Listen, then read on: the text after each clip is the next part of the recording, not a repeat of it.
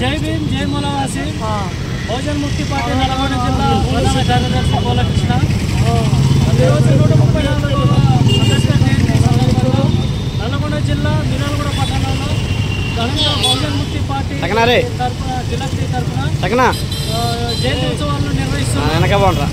మన అంబేద్కర్ గారు వర్ధంతుల సందర్భంగా అందరూ వచ్చి దండలు వేయడం కానీ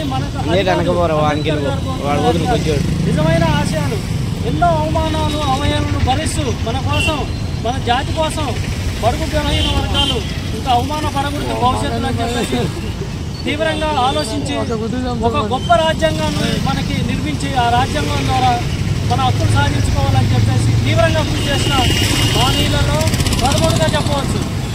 అలాగే ఈరోజు మనకి ఓటు హక్కు రావాలని చెప్పేసి ప్రతి ఒక్కరికి వయసు 18 సంవత్సరాలు నిండిన ప్రతి ఒక్కరికి ఓటు హక్కు రావాలని తీవ్రంగా కృషి చేసింది.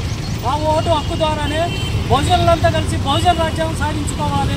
ఆ బహుజన రాజ్యాధికారం ద్వారానే మన బహుజనులను అవమానాలు అవహేళనలను నశించిపోతాయని భావించి ఆయన కలలు కనడం జరిగింది. ఆ కలలుగా మనం నెరవేర్చాలంటే ఏం చేయాలా?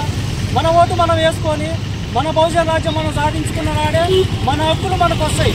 అటువంటిది ఓట్లు వేసేటప్పుడు ముక్కకి చుక్కకి అమ్ముడు పోయి వేసి తర్వాత వర్ధంతుల జయంతులకు వచ్చి దండేసి మేము హక్కులు కావాలా, మా హక్కులు మేము సాధించుకోవాలా అంటే అది ఎట్లా సాధ్యం అవుతుంది?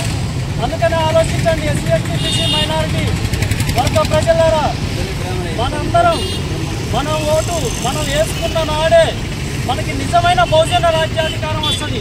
బహుజన రాజ్యాధికారం వచ్చిన నాడు తప్ప ఈ అగ్రకుల చేతిలో ఉన్నంత కాలం రాజ్యాధికారం మన హక్కులు మనకి